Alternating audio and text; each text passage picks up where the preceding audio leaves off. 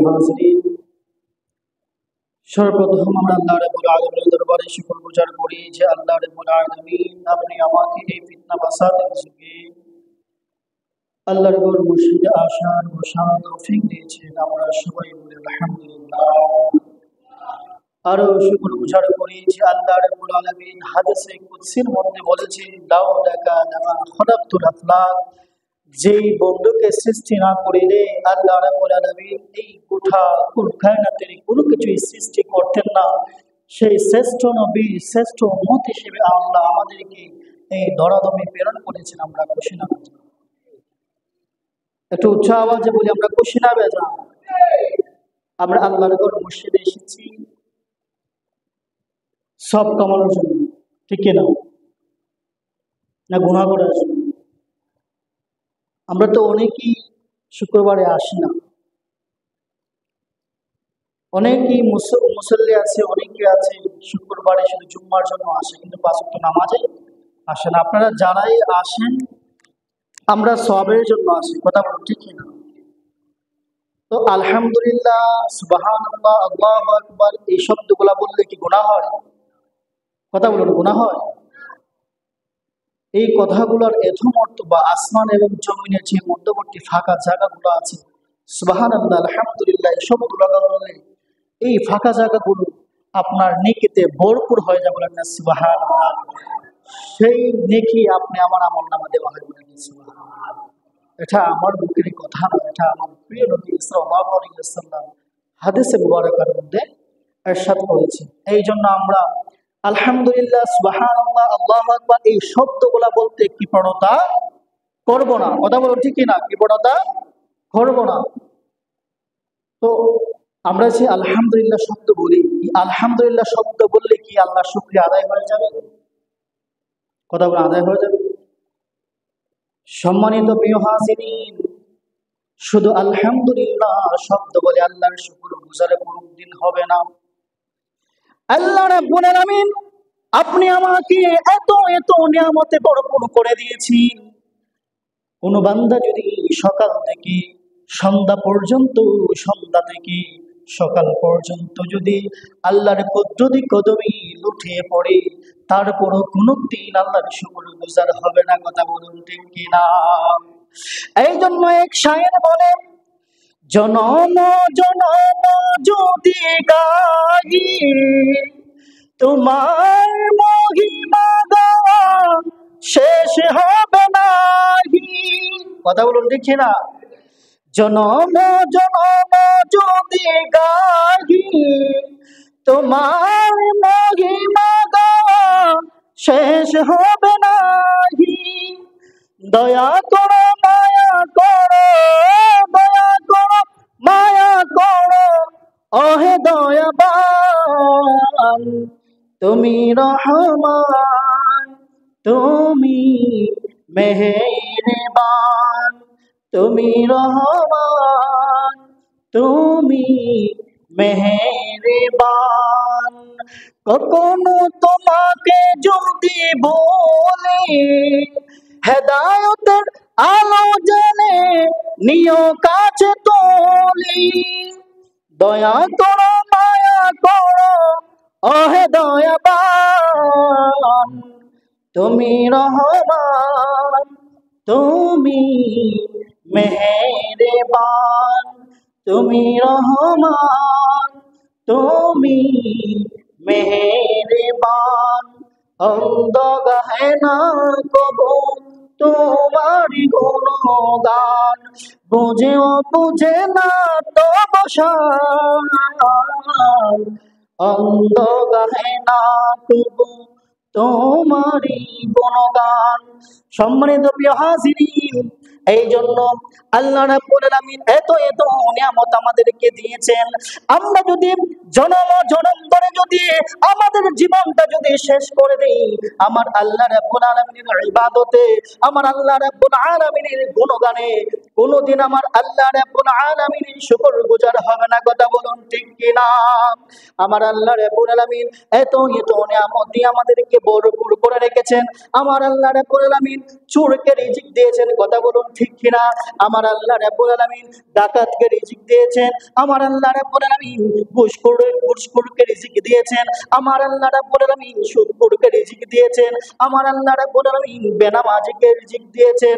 আমার আল্লাহ রাব্বুল আলামিন যদি চাইতেন তাদের কাছ থেকে আমার আল্লাহ রিজিক গুলো কেড়ে নিতেন, কথা বলুন ঠিক কিনা?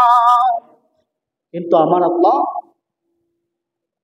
বান্দা চুরি করে, আল্লাহর নাফরমানি করে, সত্যি আল্লাহ বান্দার কাছ থেকে আল্লাহ রিজিক কেড়ে নেয় না। আল্লাহ তো ইচ্ছা করলে পারতেন যে আমার 1 ওয়াক্ত নামাজ ফরজ, আমি 5 ওয়াক্ত নামাজ ফরজ করে দিয়েছি, আমার 1 ওয়াক্ত নামাজ যে কাজা করবে তার একটি হাত পঙ্গু হয়ে যাবে আমার আল্লাহ। তারপরে যে ফজরের নামাজ আদায় করবে না তার একটি হাত পঙ্গু হয়ে যাবে। যার জোহরের নামাজ আদায় করবে না তার ডান হাত পঙ্গু হয়ে যাবে। যে আসরের নামাজ আদায় করবে না তা পা পঙ্গু হয়ে যাবে। এই ধরনের সিস্টেম যদি আমার আল্লাহ করতেন, পারতেন না? এই কথা বলুন, পারতেন না? কিন্তু আমার আল্লাহ শত নাফরমানি করা সত্ত্বেও 5 ওয়াক্ত নামাজ ফরজ করে দিয়েছেন, না পড়া সত্ত্বেও আমরা গুনাহ করি, চুরি করি, বাটপারি করি, মানুষের হক মেরে খাই, হারামের মধ্যে ডুবে রয়েছি, তাও সত্য আল্লাহ আমাদের মুখে রিজিক দিতেছেন, কথা বলুন ঠিক কিনা? সেই আল্লাহর মতো দয়াবান মেহেরবান কি কেউ আছে? কথা বলুন, কেউ আছে? আল্লাহ যদি চাইতেন আমাদেরকে সেই গুনার আযাব সঙ্গে সঙ্গে দিয়ে দিতেন। কারণ আল্লাহ রাব্বুল আলামিন এই বনী ইসরাইলের যুগে যখন কোনো বান্দা কোনো কবিরা গুনাহ করত, সঙ্গে সঙ্গে আযাব দিয়ে তাকে শেষ করে দিতেন। কিন্তু আল্লাহ রাব্বুল আলামিন আমাদেরকে প্রিয় নবী সাল্লাল্লাহু আলাইহি ওয়াসাল্লামকে বলেছেন, ওয়ামা আরসালনাকা ইল্লা রাহমাতাল লিল আলামিন। আমার আল্লাহ আমার নবীকে রহমত স্বরূপ যে জমিনে প্রেরণ করেছেন, সেই জমিনে আমার আল্লাহ কোনোদিন আযাব গজব দিবেন না। যা আসে সব আমাদের হাতের কামাই।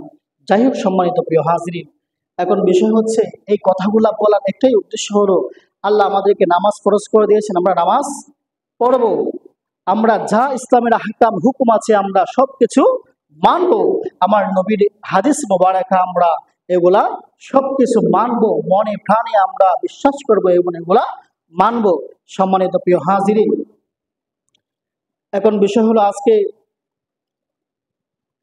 সবাই জানি আমরা যে আরবি মাস আমাদের মধ্যে অতিবাহিত হচ্ছে, চলে যাচ্ছে একে একে।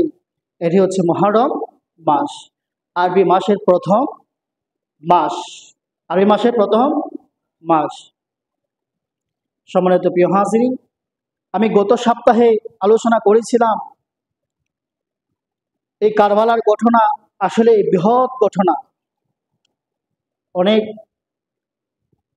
আমার হুসাইন রাদিয়াল্লাহু তাআলা আনহুর যে কাফেলা ছিল, যে সফরের সঙ্গী ছিল, সেই সফরের সঙ্গীর মধ্যে কোনো কোনো রিওয়ায়াতে এসেছে ৭২ জন, কোনো কোনো রিওয়ায়াতে এসেছে ৮২ জন, আবার কোনো কোনো রিওয়ায়াতে ৮৩ জন বলা হয়েছে।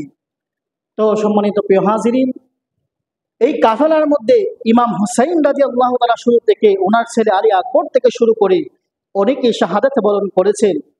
তো সম্মানিত প্রিয় হাজিরিন, আমি সেদিন ইমাম মুসলিম রাদিয়াল্লাহু তাআলা আনহু, আকির ইবনে ইমাম মুসলিম রাদিয়াল্লাহু তাআলা আনহু, উনি যখন কুফাবাসীরা যখন ওনাকে একে একে ১৫০ থেকে ১২০০ চিঠি পর্যন্ত ওনার কাছে দিয়েছিল, উনি কুফাতে যাবেন, গিয়ে এজিদের হাত থেকে এই নিরীহ মুসলমানদেরকে রক্ষা করবেন, ওনাকে অসংখ্য গণিত চিঠি দিয়ে ওনাকে আহ্বান করা হয়েছিল, ওনাকে দাওয়াত করা হয়েছিল। যখন ইমাম মুসলিম রাদিয়াল্লাহু তাআলা আনহুকে পাঠিয়েছিলেন, তখন ইমাম মুসলিমকে ইবনে জিয়াদ তাকে নির্মমভাবে শহীদ করে দেয়। এবং ইমাম মুসলিম রাদিয়াল্লাহু তাআলা আনহুর সাথে ওনার 2 সন্তান ছিল, সফর সঙ্গী, ওনাদেরকেও শহীদ করে, বলে না নাউজুবিল্লাহ। এই ছোট ছোট বাচ্চাদেরকেও ছাড় দেয় নাই। তো সম্মানিত প্রিয় হাজিরিন, আমি গত সপ্তাহে এই জায়গার মধ্যে এসে শেষ করেছিলাম সংক্ষিপ্ত সময়ে এই কারবালার এত বৃহৎ ঘটনা এই সংক্ষিপ্ত সময়ে শেষ করার মতো নয়। আমি মূল পয়েন্টগুলা একটু বলবো। আমরা কারবালার বয়ান শুনবো। কারবালার বয়ান আমরা কেন শুনবো? কারবালার বয়ানের মধ্যে অসংখ্য শিক্ষা রয়েছে। আমরা সেই কারবালার বয়ান শুনবো, পাশাপাশি ওই শিক্ষাগুলো আমাদের হৃদয়ে লালন করবো। কথা বলুন ঠিক কিনা? কারবালার আলোচনা শুনলাম, শোনার পরে শিক্ষা নিলাম না, শিক্ষা গ্রহণ করলাম না, আমার জীবনের মধ্যে আমি প্রতিফলিত করলাম না, ফুটিয়ে তুললাম না, সেই বয়ান শুনে কোনো লাভ নাই। কথা বলুন ঠিক কিনা? সম্মানিত প্রিয় হাজিরিন, কুফাবাসীরা যখন ইমাম হুসাইন রাদিয়াল্লাহু তাআলা আনহুর কাছে একাধিক চিঠি প্রেরণ করলেন এবং ইমাম হুসাইন রাদিয়াল্লাহু তাআলা আনহুকে এমন এমন কথা বলেছে, ইমাম হুসাইন রাদিয়াল্লাহু তাআলা আনহুকে চিঠির মধ্যে উল্লেখ করেছে, ওগে হুসাইন, তুমি যদি আজকে আমাদের চিঠি পেয়েও যদি আমাদের কাছে না আসো হুসাইন, মনে রাখবা কাল কিয়ামতের ময়দানে আমার আল্লাহর কাছে আমরা দরখাস্ত করব। আল্লাহ যদি আমাদেরকে প্রশ্ন করে, তোমরা কেন পাপিষ্ঠ এদের কাছে মাথা নত করেছো, বায়াত গ্রহণ করেছো, কিন্তু সেই সময় আমরা আল্লাহর কাছে বলবো, তখন আমরা ইমাম হুসাইন রাদিয়াল্লাহু তাআলা আনহুকে জানিয়েছিলাম, ওনাকে একাধিক চিঠি প্রেরণ করেছিলাম, উনি চিঠি পেয়ে আর আমাদের কাছে আসে নাই, আমরা বাধ্য হয়ে এদের কাছে বায়াত গ্রহণ করেছি। ও হুসাইন, তুমি সেই সময় আল্লাহর দফতরে তুমি দেখে যাবা। এই কথাগুলো হুসাইন রাদিয়াল্লাহু তাআলা আনহুকে কুফাবাসীর মুনাফিকরা যখন বলল, তখন হুসাইন রাদিয়াল্লাহু তাআলা আনহু আর থাকতে পারলেন না। যখন আল্লাহর কাছে যখন ওনারা এমন কথাগুলা বলল, কাল কিয়ামতে দরখাস্ত করবে, এই ইমোশনাল কথা আমার হুসাইনকে আর রাখতে পারে নাই। সম্মানিত প্রিয় হাজিরিন, ইমাম মুসলিমকে তারা শহীদ করলেন। ইমাম মুসলিম রাদিয়াল্লাহু তাআলা আনহু দুই সন্তানকে ইবনে জিয়াদ হত্যা করলো রূপ পাঠিয়ে। তারপরে যখন ইমাম মুসলিম রাদিয়াল্লাহু তাআলা আনহু চিঠি প্রেরণ করলেন, ওকে হুসাইন রাদিয়াল্লাহু তাআলা আনহু, আপনি কুফার জমিনে আসতে পারেন, কুফার জমিনে আসতে পারেন। কুফার জমিনের মানুষেরা আমাকে অত্যন্ত মহব্বত করেছে, আমার কাছে 12,000 মানুষ বায়াত গ্রহণ করেছে, আমার কাছে 12,000 মানুষ বায়াত গ্রহণ করেছে। আর শুধু আপনার প্রতিনিধির কাছে 12,000 মানুষ বায়াত গ্রহণ করেছে হুসাইন, আপনি যদি কুফারের মধ্যে আসেন তাহলে আপনার কাছে আরো শত শত হাজার হাজার মানুষ আপনার হাতেই বায়াত গ্রহণ করবেন। আপনি কুফারের জমিনে নির্দ্বিধায় নিঃসন্দেহে আপনি আসতে পারেন। এই চিঠি যখন পেলেন, যখন ইমাম হুসাইন রাদিয়াল্লাহু তাআলা আনহু 82 জন সফর সঙ্গী নিয়ে বা 72 জন সফর সঙ্গী নিয়ে যখন রওনা দিবেন, আমার হুসাইন রাদিয়াল্লাহু তাআলা আনহু যখন রওনা দিলেন, তখন ইমাম মুসলিমকে তারা হত্যা করলো, শহীদ করলো। ইমাম হুসাইন তো জানে না। কথা বলুন ঠিক কিনা? ইমাম হুসাইন চিঠি পেয়েছেন, ইমাম হুসাইন উনি অতিথি পরায়ণতার চিঠি পেয়েছেন, ওনাকে আহ্বান করে নেওয়া হচ্ছে, ওনাকে দাওয়াত করে নেওয়া হচ্ছে। উনি তো যুদ্ধের জন্য যান নাই, ওনার সাথে যে সফর সঙ্গী ছিল 72 জন মানুষ ছিল, 72 থেকে 83 জন মানুষ ছিল। ওই 83 জন মানুষের মধ্যে, ওই কাফেলার মধ্যে মহিলা ছিল, ইমাম হুসাইন রাদিয়াল্লাহু তাআলা আনহুর স্ত্রীরা ছিল। ইমাম হুসাইন রাদিয়াল্লাহু তাআলা আনহুর দুগ্ধ পান করা শিশু আমি আসবো ওই কাফেলার মধ্যে ছিল। এখন আপনারা আমাকে বলুন, যেই কাফেলার মধ্যে ইমাম হুসাইন রাদিয়াল্লাহু তাআলা আনহু মহিলা নিয়েছেন, যেই কাফেলার মধ্যে দুগ্ধ পান করা শিশু রয়েছে, ওই কাফেলা নিয়ে কি কেউ যুদ্ধের ময়দানে যায়? কথা বলুন, কেউ কাফেলা নিয়ে যুদ্ধের ময়দানে যায়? কেউ যদি যুদ্ধ করতে চায় তাহলে কি মহিলাদেরকে নিয়ে যায়, দুধের শিশুদেরকে নিয়ে যায়? কিন্তু দুঃখের বিষয়, বর্তমানে কিছু কিছু নামদারি ওলামা রয়েছে, আলেম রয়েছে, তারা বলে নাকি আমার হুসাইন যুদ্ধের জন্য প্রস্তুতি নিয়ে আমার হুসাইন মক্কা থেকেই রওনা হয়েছিলেন।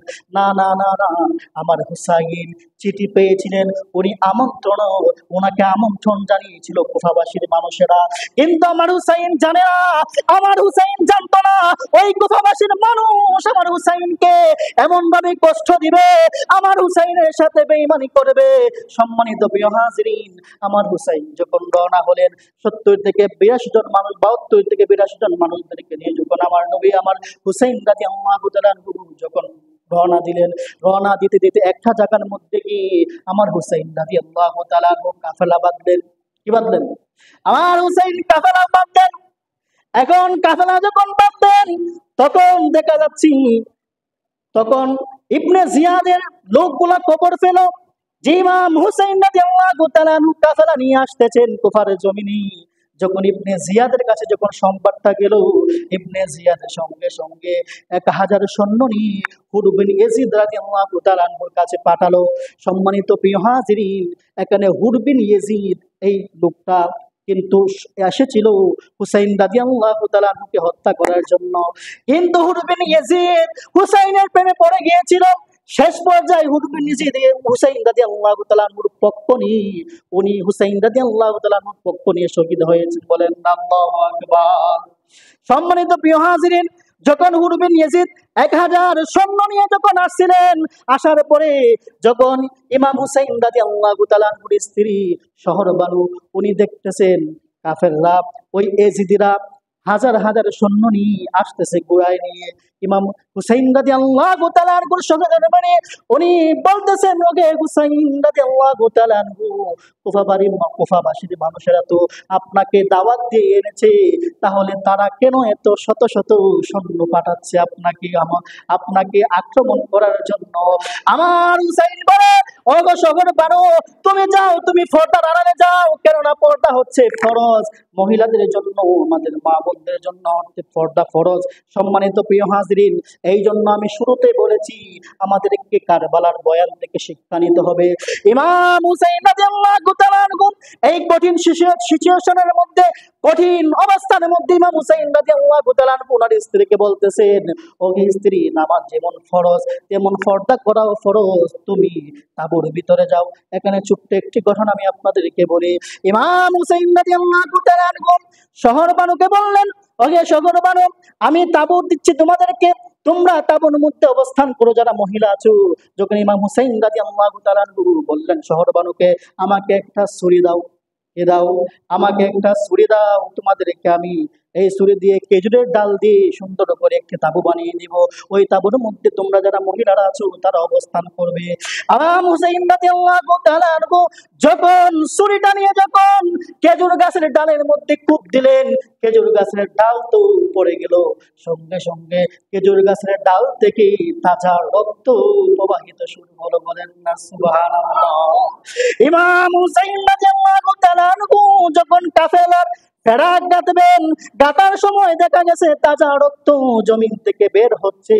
ইমাম হুসাইন রাদিয়াল্লাহু তাআলা আনহু একটি পাথর নিলেন, ওই পাথরটা ওই কাফেলার মধ্যে রাখবেন। পাথরটা যখন উনি উঠালেন, উঠানোর পরে দেখা গেল পাথরের নিচে তাজা রক্ত জমাট হয়ে আছে। বলেন না সুবহানাল্লাহ। আমার ইমাম হুসাইন রাদিয়াল্লাহু তাআলা আনহু এই ঘটনাতে বুঝে গেলেন। আমার ইমাম হুসাইন রাদিয়াল্লাহু তাআলা আনহু বললেন, ওহে স্ত্রী, তোমরা পর্দার আড়ালে যাও, আমি বুঝে গেছি। আমার নানা জান আমাকে বলেছিলেন, ওহে হুসাইন, যেই দিন খেজুর গাছের ডাল থেকে তাজা রক্ত প্রবাহিত হবে হুসাইন, তুমি মনে রেখো, ওই দিন ওই টাইমে তোমার শাহাদত হবে। বলেন আল্লাহু আকবার। আমার হুসাইন রাদিয়াল্লাহু তাআলা আনহু বুঝে গেলেন যে ইমাম হুসাইন রাদিয়াল্লাহু তাআলা আনহুর শাহাদাতের সময় চলে এসেছে। আমার ইমাম হুসাইন রাদিয়াল্লাহু তাআলা আনহু যখন স্ত্রীদেরকে বললেন, তখন ওই কাফেররা, ওই মুসলমানরাই ছিল। দুঃখের বিষয় কি জানেননি?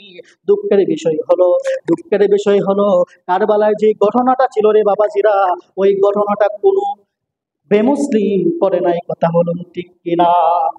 ওই কারবালার ঘটনা যদি কোনো বেদনমি যদি ঘটাইতো, ওই কারবালার ঘটনা যদি হিন্দু ঘটাইতো, ওই কারবালার ঘটনা যদি কোনো খ্রিস্টান ঘটাইতো, ওই কারবালার ঘটনা যদি কোনো ইহুদি ঘটাইতো, ওই কারবালার ঘটনা যদি কোনো বুদ্ধ খ্রিস্টান ঘটাইতো, তাহলে মনে বুঝ দেওয়া যাইত ওই কারবালার ঘটনা ঘটাইছে এমন মানুষ যাদের মুখের মধ্যে ছিল দাড়ি, যাদের পরনে ছিল পাগড়ি, যাদের পরনে ছিল জুব্বা। কথা বলেন ঠিক কিনা?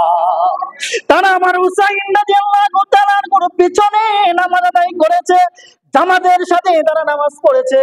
তারা ছিল মুসলমান। ওই মুসলমানের সন্তান হয়ে কেমন করে আহলে বায়াতের জান্নাতের যুবকদের সর্দার হাসান হুসাইনকে তারা কেমন করে শহীদ করলো? সম্মানিত প্রিয় হাজিরিন, এই হৃদয় বিদায়ক ঘটনা বলতে গেলে চোখ দিয়ে পানি এসে যায়, হৃদয়টা ফেটে যায়। যার অন্তরে হাসান হুসাইন রাদিয়াল্লাহু তাআলা আনহুর তিল পরিমাণ প্রেম রয়েছে, সে কোনদিন চোখের পানি রাখতে পারে না। সম্মানিত প্রিয় হাজিরিন, হাসান রাদিয়াল্লাহু তাআলা আনহুকে শহীদ করা হয়েছিল। হাসান রাদিয়াল্লাহু তাআলা আনহুকে শহীদ করা হয়েছিল বিষপানের মাধ্যমে। এটাও ছিল এজিদের একটি চাল। সম্মানিত প্রিয় হাজিরিন, ওই এজিদ বর্তমানে দুঃখের বিষয় হচ্ছে, বর্তমানে ওই এজিদের সাবাই গাওয়ার মানুষ আছে না নাই? কথা বলুন, আছে না নাই? বর্তমানে ওই এজিদের পক্ষে অনেক মৌলবীরা কথা বলে। ওই এজিদি মুসলমান বর্তমানে এখনো আমার বাংলার জমিনে বাস করে। কথা বলুন ঠিক কিনা? যারা আমার হুসাইনকে হত্যা করেছে, আমার হুসাইনের গলার মধ্যে ছুরি লাগাইছে, আর এমন গলার মধ্যে ছুরি লাগাইছে যে গলার মধ্যে আমার নবীর নূরানি ঠোঁট দিয়ে চুম্বন করেছে। বলেন না সুবহানাল্লাহ। এমন হুসাইন রাদিয়াল্লাহু তাআলার গলার মধ্যে ছুরি লাগাইছে, যেই হুসাইনকে আমার নবী বলেছেন আমার হুসাইনকে যে কষ্ট দিবে সে আমি নবীকেই কষ্ট দিবে। যে আমার হুসাইনকে মহব্বত করবে সে আমি নবীকে মহব্বত করবে। আর যে আমার হুসাইনকে মহব্বত করবে আমার আল্লাহ তাকে মহব্বত করবে। সুবহানাল্লাহ বলেন না সুবহানাল্লাহ। এমন হুসাইনকেই তারা শহীদ করেছে। জান্নাতের সওয়াদার আমার দুঃখের বিষয় হচ্ছে সেই 1400 বছর আগে ইজিদের বাচ্চা এত নির্মমভাবে আমার হুসাইনকে হত্যা করেছে, আমার হুসাইনের সির মুবারক আলাদা করেছে। বর্তমানে এই এজিদের কিছু বাচ্চারা আছে, এজিদের পোষা কিছু দালাল আছে, তারা এজিদের দালালি করে বর্তমানে। কথা বলুন ঠিক কিনা? প্রশ্ন হলো কাল কিয়ামতের ময়দানে তারা কেমন করে আমার নবীর সামনে চেহারা দেখাইবে? প্রশ্ন হলো কাল কিয়ামতের ময়দানে কেমন করে হুসাইন রাদিয়াল্লাহু তাআলা আনহুর সামনে মাথা তুলবে? প্রশ্ন হলো যেই নাতিকে আমার নবী কলিজার টুকরা বলে ঘোষণা দিয়েছেন, যেই নাতিকে আমার নবী নিজের জানের থেকে মহাব্বত করেছেন, সেই হুসাইনকে তারা নির্মমভাবে কারবালার ময়দানে হত্যা করেছে। শুধু হুসাইন নয়, হুসাইন নয়, হুসাইনের পুত্রদেরকেও হত্যা করেছে। সম্মানিত প্রিয় হাজিরিন, যখন ইয়াজিদের বাহিনী যখন চলে আসলো ইমাম হুসাইন রাদিয়াল্লাহু তাআলা আনহুর কাছে, তখন ইমাম হুসাইন, আমি খুব সংক্ষেপে বলতেছি, মূল পয়েন্ট বলতেছি। ইমাম হুসাইন রাদিয়াল্লাহু তাআলা আনহুর কাছে যখন আসলো, এসে বলতেছে, ওহে হুসাইন, তুমি হয়তো এজিদের কাছে বায়াত গ্রহণ করবা, না হয় তুমি এজিদের সাথে যুদ্ধ করবা, দুইটার মধ্যে যে কোনো একটি করবা। ইমাম হুসাইন রাদিয়াল্লাহু তাআলা আনহু তখন তিনটি শর্ত দিলেন। এক নাম্বার হলো, আমি যেখান থেকে এসেছি আমি সেখানে চলে যাব, না হয় আমি একটা জায়গায় চলে যাব, গিয়ে আমি ওই জায়গাটার মধ্যে বসবাস করব, না হয় আমি এজিদের সাথে কথা বলবো, তোমরা এজিদের কাছে চিঠি প্রেরণ করো, আমি এজিদের সাথে কথা বলবো। এই তিনটা শর্ত দিলেন। যখন ইবনে জিয়াদের কাছে যখন ওই চিঠি প্রেরণ করা হলো, ইবনে জিয়াদ যখন চিঠি পড়লো, ওই চিঠির মধ্যে যখন দেখলো আমার হুসাইন রাদিয়াল্লাহু তাআলা আনহু বললেন যে আমি এজিদের সাথে কথা বলবো, না হয় আমি যেখান থেকে এসেছি আমি সেখানে চলে যাব, না হয় আমি একটা জায়গার মধ্যে চলে যাব বহুদূরে, ওই জায়গার মধ্যে আমার সফর সঙ্গীদেরকে নিয়ে আমি থাকবো। এই তিনটা কথা বলেছেন, তিনটা শর্ত দিয়েছেন। যখন ইবনে জিয়াদ এই চিঠিটা পড়লো, পড়ার পরে ইবনে জিয়াদ মনে মনে চিন্তা করলো, না হুসাইনকে এই তিনটা শর্ত থেকে যে কোনো একটি শর্ত মানা যায়। যখন ইমাম ইবনে জিয়াদ যখন এই শর্তগুলোর মধ্যে কোনো একটি শর্ত মানবে, তখন আপনারা শুনেছেন হয়তো একজন মুসলমান ছিল যে ইমাম হুসাইন রাদিয়াল্লাহু তাআলা আনহুর গলায় ছুরি লাগাইছিল। নাম কি? সীমা।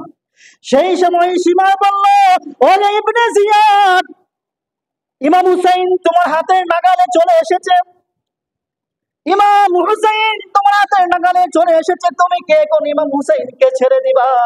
ওকে সীমার তখন বলল ইবনে জিয়াদকে, একে উস্কানি দিল। তখন ইবনে জিয়াদ বলল, তুমি ঠিকই বলেছো, এই যাও ইবনে হুসাইন রাদিয়াল্লাহু তাআলা আনহুকে গিয়ে বলো, তারা যদি এজিদের কাছে বায়াত গ্রহণ না করে, তারা যদি আমার বশ্যতা স্বীকার না করে, তাহলে তাদের শির মুবারক, তাদের কল্লা আমার কাছেই নিয়ে আসো। বলেন না নাউজুবিল্লাহ। সম্মানিত প্রিয় হাজিরিন, যখন এজিদের বাহিনী এই চিঠি প্রেরণ করলো, প্রেরণ করার পরে যখন ইমাম ইবনে জিয়াদ যখন মানলো না, তখন তারা আবার ছুটে আসলো। ছুটে আসার পরে আবার হুসাইনকে বলল, ওগে হুসাইন, হয় তুমি এজিদের কাছে বায়াত গ্রহণ করবা, না হয় তুমি আমরার সাথেই যুদ্ধ করবা। এমন একটা টেকনিক তারা কাটিয়েছে। ইবনে জিয়াদ, ইবনে সাদ পরে 4000 সৈন্য নিয়ে এসেছে।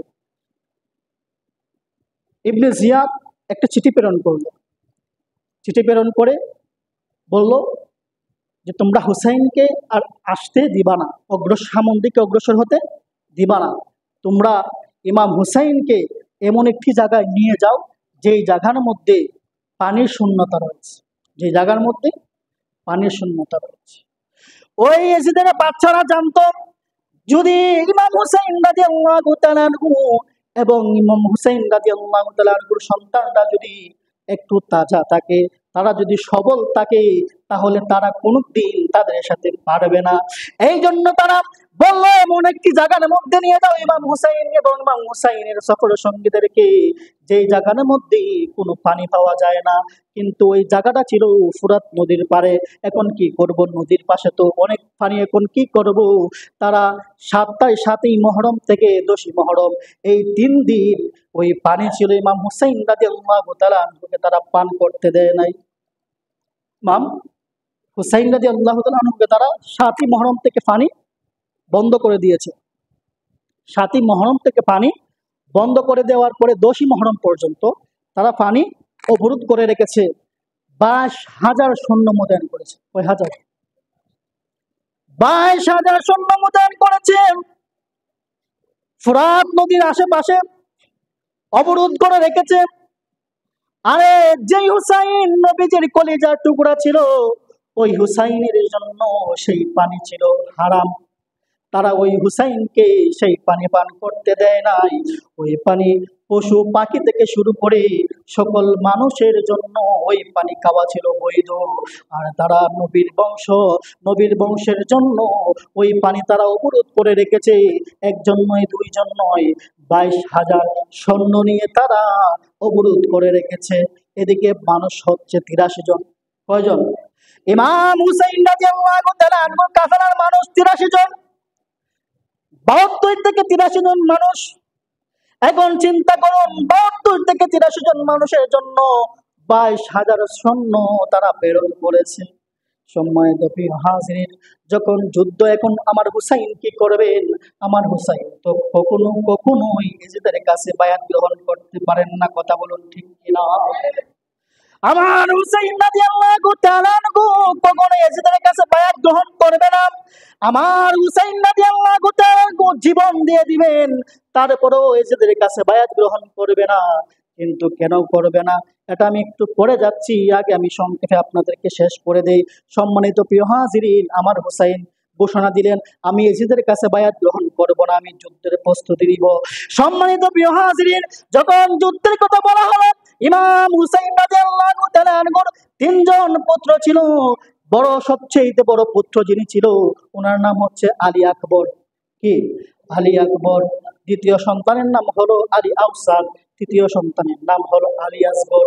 যেই আলী আসগর ছিলেন দুধের শিশু, ওনাকে ওই দুষ্ট এজিদের লোকেরা শহীদ করেছে। সম্মানিত প্রিয় হাজিরিন, যখন ইমাম হুসাইন রাদিয়াল্লাহু তাআলা আনহু ঘোষণা দিলেন, আমি যুদ্ধ করব এজিদের দল, আমি মাথা নত করবো না বাতিলের কাছে, আমি যুদ্ধ ঘোষণা করলাম, আমি যুদ্ধ করব, বিনিময়ে আমার কল্লা দিয়ে দিব, আমি বিনিময়ে আমার তাজা রক্ত দিয়ে দিব, তারপরও আমি এজিদের কাছে বায়াত গ্রহণ করব না। আমার হুসাইন রাদিয়াল্লাহু তাআলা আনহু যখন এমন ঘোষণা দিলেন, হুসাইন রাদিয়াল্লাহু তাআলা আনহুর বড় ছেলে আলী আকবর বলল, গো বাবা, আমাকে ওই যুদ্ধের ময়দানে, কারবালার ময়দানে আমাকে যেতে দিন, আমি কারবালার ময়দানে গিয়ে আমি যুদ্ধ করব। ইমাম হুসাইন রাদিয়াল্লাহু তাআলা আনহু বললেন, না না পুত্র, আমি তোমাকে কেমন করে যেতে দেই, আমি তোমাকে কেমন করে যেতে দেই?